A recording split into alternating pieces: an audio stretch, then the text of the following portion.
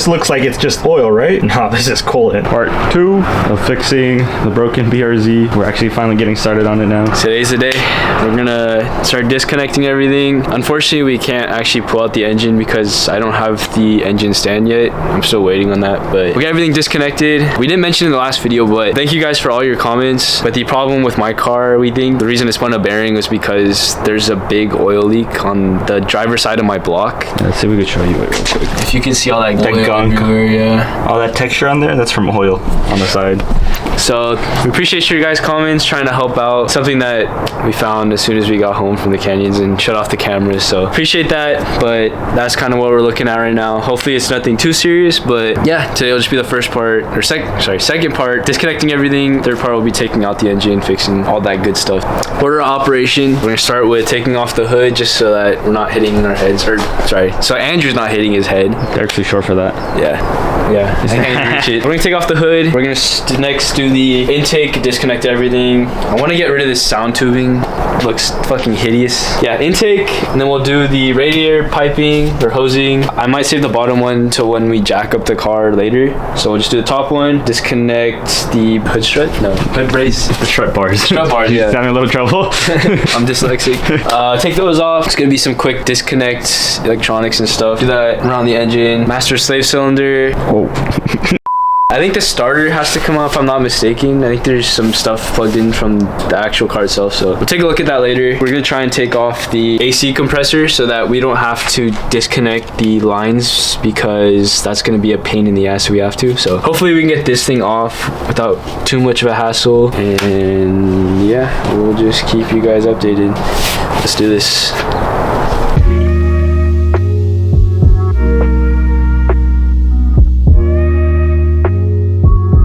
Hood's off, intake next.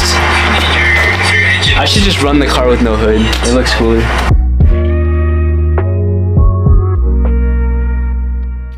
Alright, after like, how long has it been? 10 hours of work already? No, it's been like 20 minutes. 20 minutes of work. We got the intake out finally. Look how much space there is without the intake. First, let me show the stock intake. This thing is freaking massive. Like, why is there so much going on here? I'm pretty sure on the second gen, it's just literally like the air box to the actual intake tube. But then like the first gen has all this extra for like sound. Nobody even really, I don't know. Who wants that? Like realistically, who wants that? It's an intake noise, but no turbo noise, you know? There's just air noise, which just, I guess sounds cool, but imagine it was just built with the turbo inside. Anyways, look how much room there is without the intake. That's how much, it literally fills up this whole like L section right here. So without the intake, there's actually a lot of room in here. You could really see the headers down there. Anyways, next step, AC compressor. Hopefully that's not too hard. Thing is, we do have to take off belts now and stuff, so just figure that out, and we'll update you when that is also out. Oh, we also spent some time taking out the battery because that thing was very corroded and rusty. So here we go, let's get into it.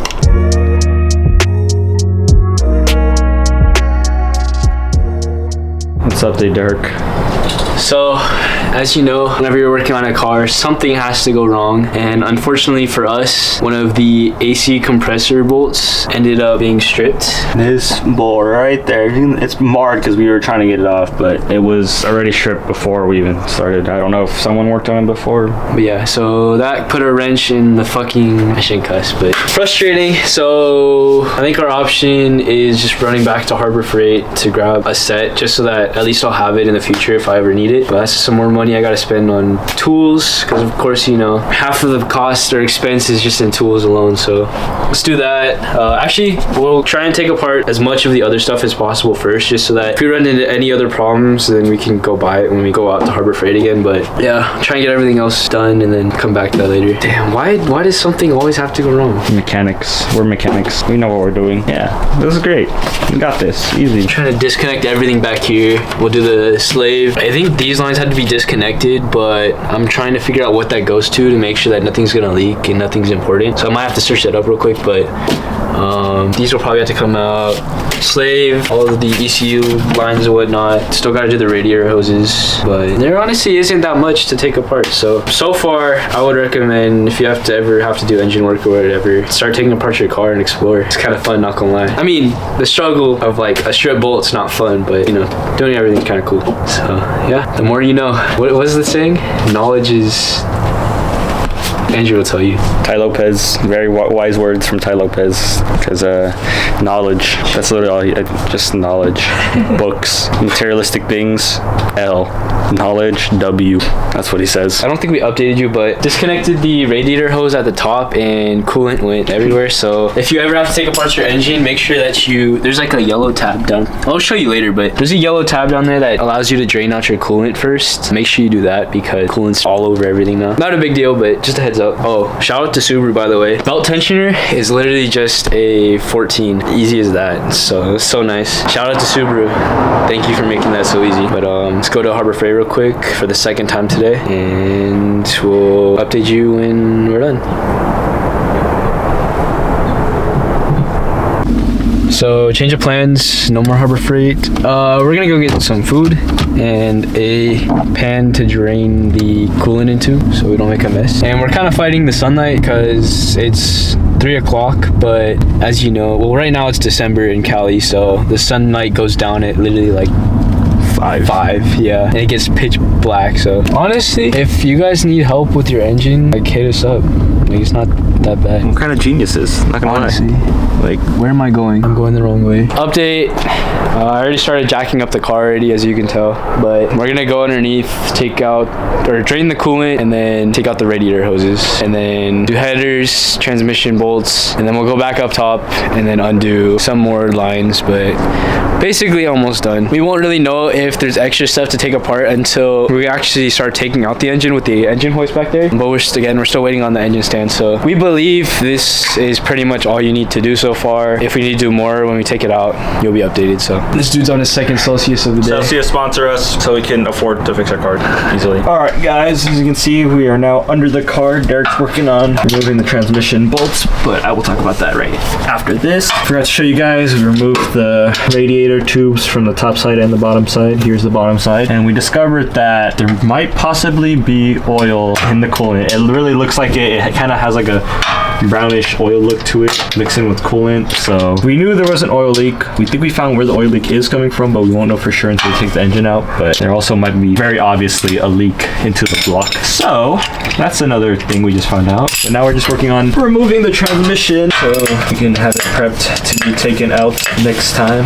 Derek's been having a little trouble over there. Honestly, I've been kind of like enjoying it. Yeah, I've been drinking another Celsius and I feel great. I'm energized. Derek looks tired. Anyways, that's the update. It is also very dark now, so we got this bright ass light that keeps flash banging me because I keep looking to it on accident. But you know, I don't know where this video is really going at this moment. But you know, you could maybe I'll just enjoy a little time lapse of Derek working, and I'm gonna just go take a nap. All right, here you go. Time lapse. Cue it. Boom.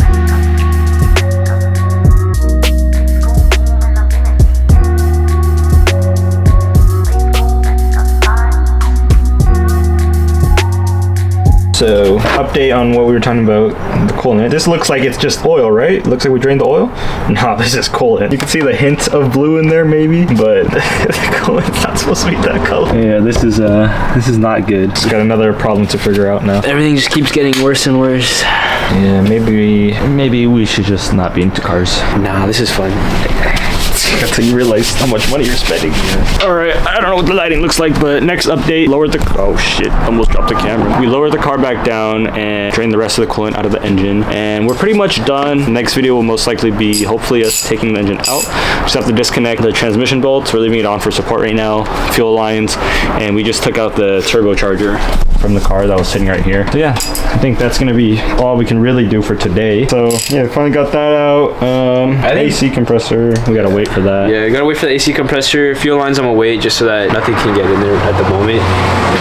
We still have the master slave that we have to do. Yeah, this has to come off, I believe. All of the transmission bolts were loosened. We still have to take them off still. I can't remember if the starter has to come out. I remember when I took out the transmission, I took up the starter, I believe. I don't remember. No, I think I left the starter in, but I unplugged everything because the wiring was connected to the car. So I don't think we have to touch that, hopefully. But transmission bolts definitely have to come out. There's some grounding wires connected from the engine to the actual body of the car that we have to undo while we're down there next time. But majority of the work is done. Honestly, it didn't take that long. It looks like it took us a long time because it's dark outside, but pitch black. Because of daylight saving, it's actually 5 o'clock, so it only took us 5 hours to do all this. Plus, we went to go get some food. What time is it? 6 o'clock? 7:38. No, it's not. Okay. There was some. Bro said it was 5 o'clock. 7 o'clock, same shit. 2 hour difference, whatever. It was done in a day, so you could actually have an engine pulled out within a day. Yeah, we could have the engine out, but we don't have the stand, so. Yeah, we ran into the issue with the bolt. We don't have the stand, so we can't pull it out. But if you really wanted to, you could pull it out in a day. It's really not that hard. I really hope we're able to tell what goes back where when we have to put back in the engine, because we didn't label anything, and you know, we figured common knowledge what goes where. But just for reference, if when we put it back in and when you're complaining, just learn from our lessons. And I blame Andrew because he's the one that told me not to label anything. I didn't say not to. I just said I think we should be able to remember, because I mean, for the most part, things only match up where they're supposed to go. But who knows? If you guys are saying that, well, you have 2 people working on the engine, just remember it's 2 of us, me and Derek. We're like maybe at most 3/4 of a person in total with our like brains combined. So, you know, if you are mechanically inclined more than we are, then you know you should be pretty easy for you. It honestly wasn't that bad for an engine. It was kind of intimidating going into it, not gonna lie, because I've never worked on anything this complex in my life other than Legos. So yeah, Legos get fucking hard sometimes. I'm not gonna lie, maybe complicated. But I thought it was gonna be more challenging. It honestly didn't end up like that. So hopefully everything goes well pulling the engine out. I think everything should be fine. Can't speak for any other engines other than Boxers. There's no way. Oh my god, that shit's down there now. I'm so glad I got that on camera. Derek's like on his left, bro. Should we just take off the fucking master cylinder now? Wait, something just... Derek needs light. I'm over here fucking around with it. Look at that. Look at him work. Oh yeah. Spin that torque wrench. Do it again. No, you can close your eyes and no. Okay, no more pushing the clutch. No more pushing the clutch? No more Don't do it. Huh? Don't do it. Update is basically everything we said. This is gonna be part 1 of who knows how many parts, but hopefully not too many, because that just means longer time until Derek gets his car back up and running. But I think I'm gonna conclude the video here. If you enjoyed part 1, I seriously doubt you learned a thing or 2, but maybe you did. I don't think we really messed up anything other than, I mean, the strip bolt wasn't our fault. I think it was already like pretty messed up from before. But yeah, part 1 of repairing Derek's BRZ. No updates on my car yet, if you've seen last week's video. Still in the shop currently as we speak. Hopefully that also gets fixed pretty soon. Maybe some big changes coming up after that as well. We shall see. No final decisions yet, but hopefully you come back to watch part 2 to watch us hopefully take the engine out. Yeah, that's gonna be it. It feels so late, but it's not even that late. I think that's it. Anything else, Derek? No? Okay. Peace out. Bye.